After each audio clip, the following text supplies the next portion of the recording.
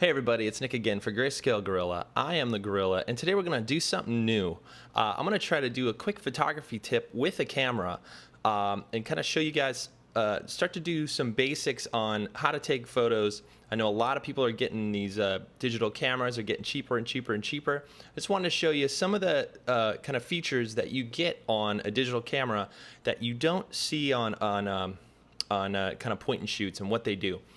This first one's gonna be all about the most important button on your digital camera other than your shutter button. And of course the power button, right? So turn it on. This is what takes the photo, obviously, but there's one very, very, very important button that you should get really, really familiar with that instantly makes taking photos really, really easily and helps you be a little more creative with your shots. So let me show you what it is. Here it is, right there. On my camera, it has AEAF. It's a button right there. It's usually right where your thumb is, kind of in the back on your right thumb on your camera. What that button does, it's called the auto exposure, the exposure lock and the focus lock button. And you may have to go in your settings to make sure that that button does both things. By default, I think usually it does on Canons and Nikons. But what that button does is lock the focus and the exposure of your shot wherever it is, so that no matter where you move the camera, the focus and the exposure does not change. And why is this important?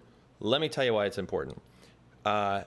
Your camera has probably an autofocus mode where there's a little dot inside of your screen. So when you're looking at what you're shooting, there's usually a little dot. Mine, you can usually move it around.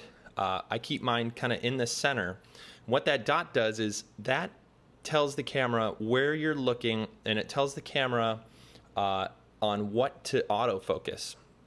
So if the camera is on if the dot is on a face and you press the shutter halfway down, which is always the first thing you should do before you take a photo, press the shutter halfway down, the camera will look at that dot and it will say that is what should be in focus. Press the shutter halfway down and that becomes in focus.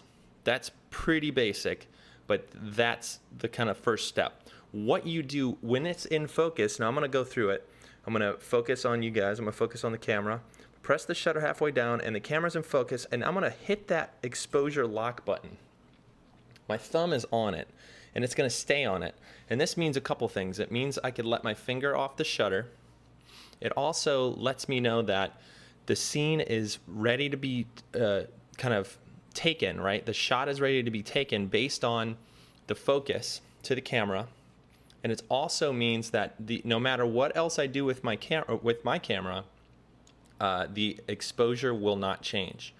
And this is really important because once I have my subject focused and exposed properly, I can now recompose my shot, move my camera up and down, and kind of play with composition, which is really the most important part of kind of taking a really great photo.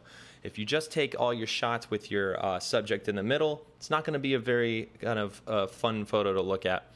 If I, though, use the focus area to get my focus and exposure and then recompose, I can move the camera all around. I could even flip it this way. I could try different, variations of a shot, and I could take the photo at any moment knowing that my subject is exposed properly and in focus. So let me go through the process one more time, kind of in real time.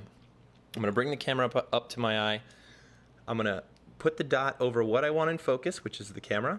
I'm going to hold the shutter halfway down, and then I'm going to recompose the shot, move it around, maybe try this, and then take the shot. And if I still have my finger down on the auto expose and auto focus button, I know that I can take another shot without refocusing, without exposing.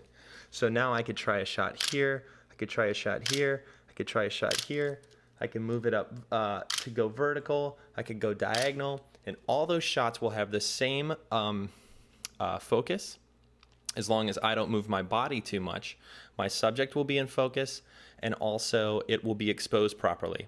It works really well also for backlit photos. If you've ever tried to take a photo with somebody's back to a window, you want to kind of put that dot right in the middle of their face where it can be dark sometimes because of the window.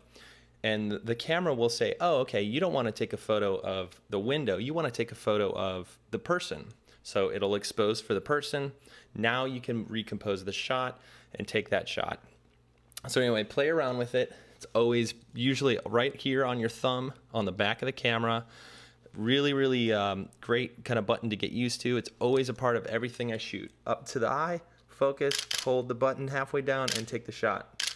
Move around. So anyway, try out with that. I'm going to do hopefully more of these kind of camera tutorials, let you know kind of how I use my photo or my camera, and what you can do to learn all these buttons and what they do. If you guys have a camera specific question, please drop it in the comments and we'll talk about it. So guys, I'll see you soon. Bye-bye.